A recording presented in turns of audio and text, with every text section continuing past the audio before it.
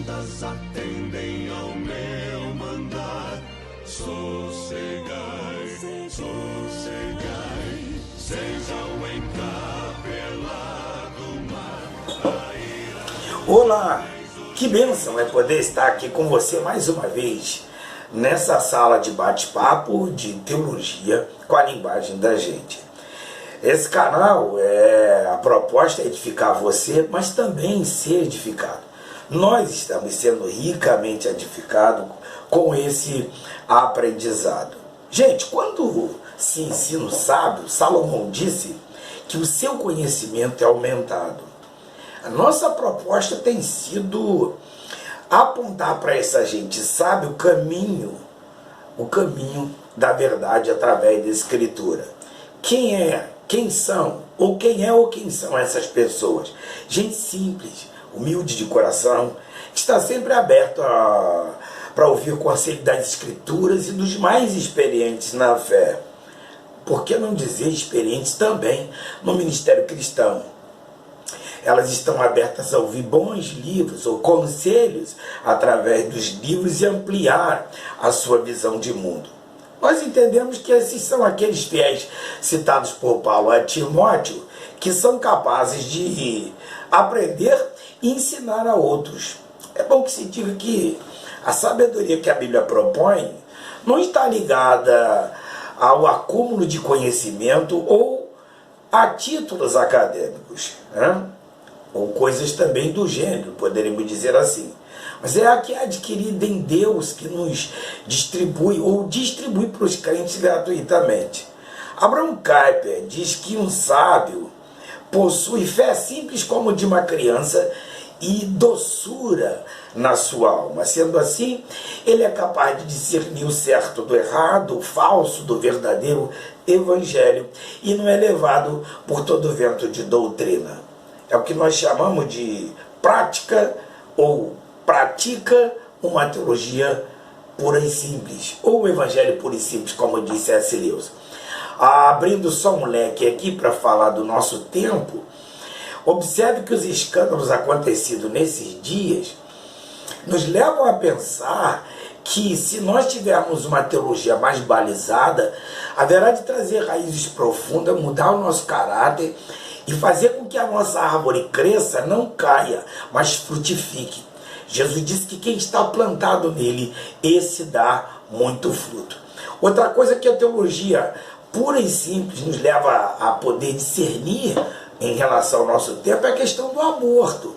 Esse recente acontecimento de uma menina de 10 anos que foi estuprada e depois engravidou e, consequentemente, depois de 5 meses, abortou ou os médicos acharam por melhor abortarem, nos fizeram pensar em que posição nós estamos como cristão, entre tantas outras coisas.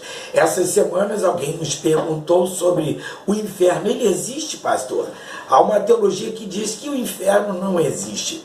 Preste atenção, para isso nós estamos aqui, para que você vá construindo uma teologia pura, simples, baseada nas Escrituras, possa crescer e encontrar um caminho para fazer as melhores decisões quando alguém perguntar acerca da sua fé. Bem, no vídeo anterior, nós aprendemos a definição básica do que é teologia. Teologia, estudo ou tratado sobre Deus. Vimos um dos textos que é usado como base para afirmar que não precisa de teologia.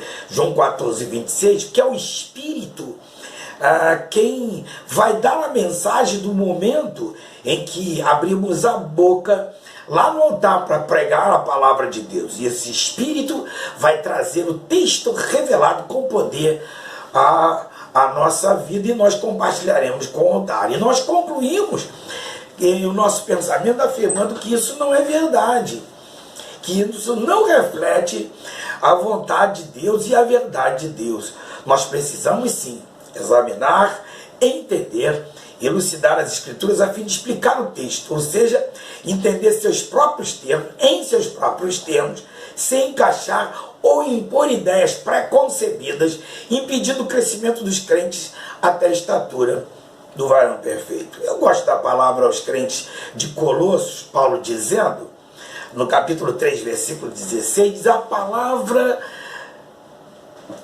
de Cristo habite em vós abundantemente. Outra tradução vai dizer ricamente, em toda a sabedoria, ensinando-vos e admoestando-vos uns aos outros com salmos, hinos e cânticos espirituais, cantando ao Senhor com graça em vosso coração.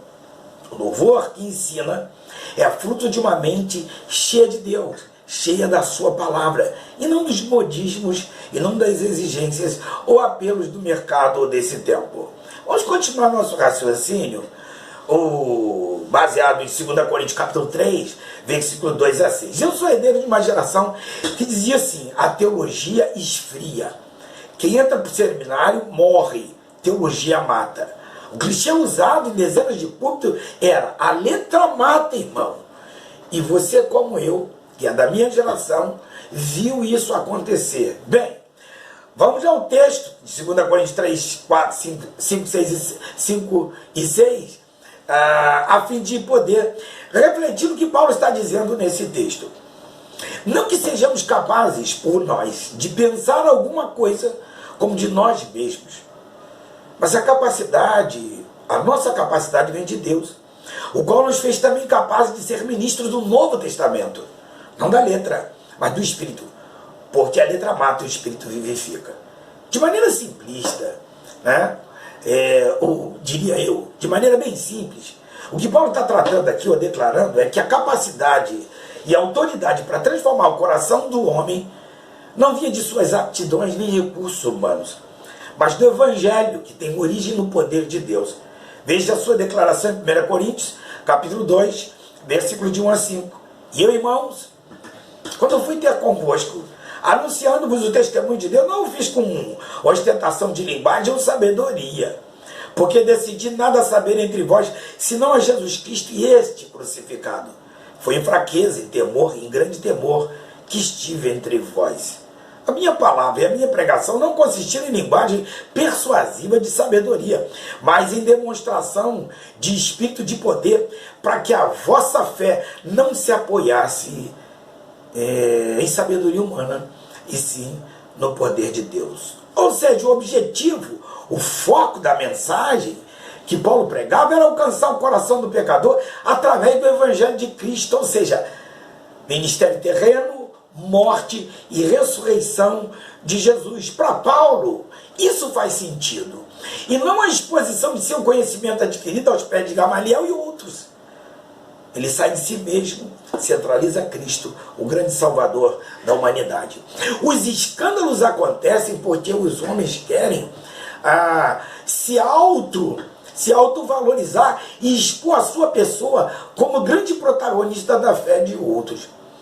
Infelizmente, nós sabemos que esse comportamento é frouxo.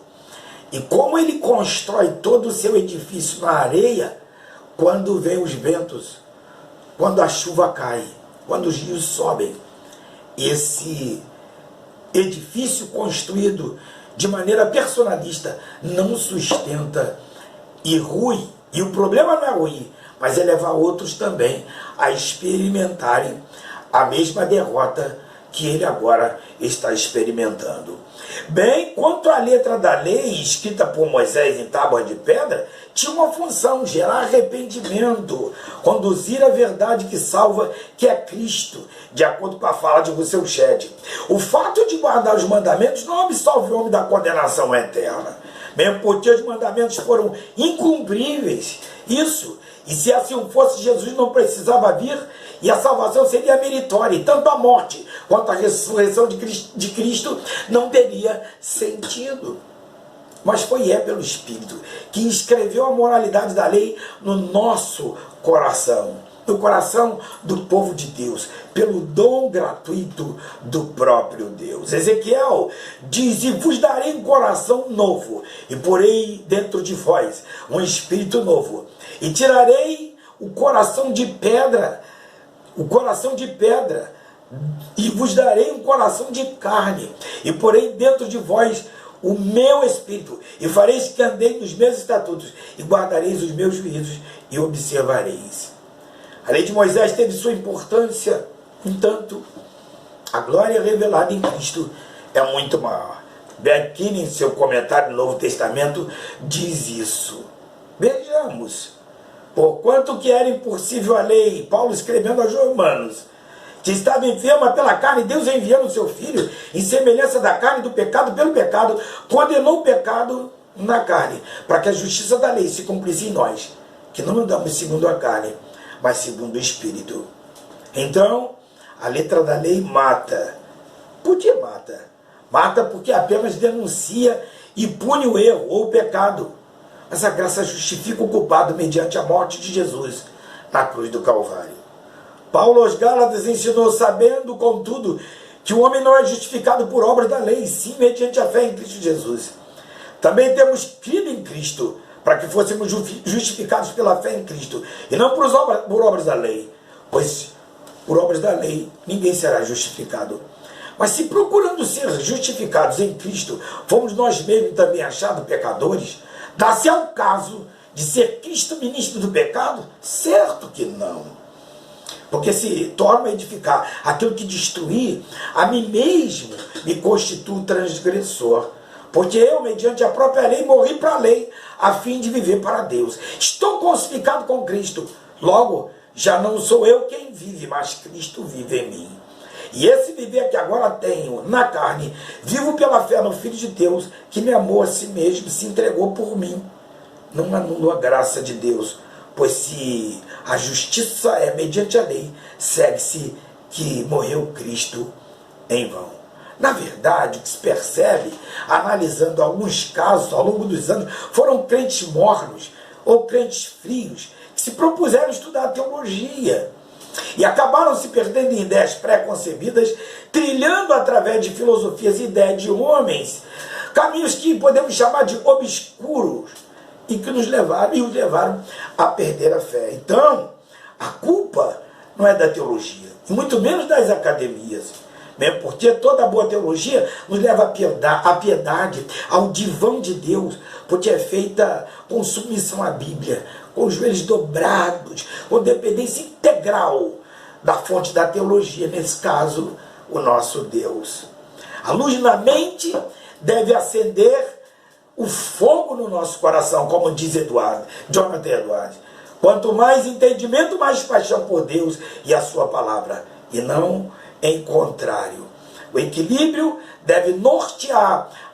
Então, teologia pura e simples, a partir de um coração e de uma mente que entende que sem a compreensão da verdade das Escrituras Sagradas, nós seremos levados por todo o vento de doutrina. Que o Senhor te abençoe e guarde, que essas meditações, de maneira objetiva, possam acender no seu coração a chama e o amor pela palavra, a fim de você ensinar a outros como sábio e ter uma visão aclarada do que é o céu, o reino de Deus, o pecado e, sobretudo, uma vida de santidade, que sem ela ninguém verá a Deus. Que Deus te abençoe. Participe conosco, 995873317, e não esqueça de dar o like lá no nosso canal. Isso mesmo, dê um like, se inscreva e informe a outros companheiros, compartilhando um pouquinho dessa palavra de fé. Deus te abençoe, beijo no seu coração, até o próximo vídeo, permitindo Deus.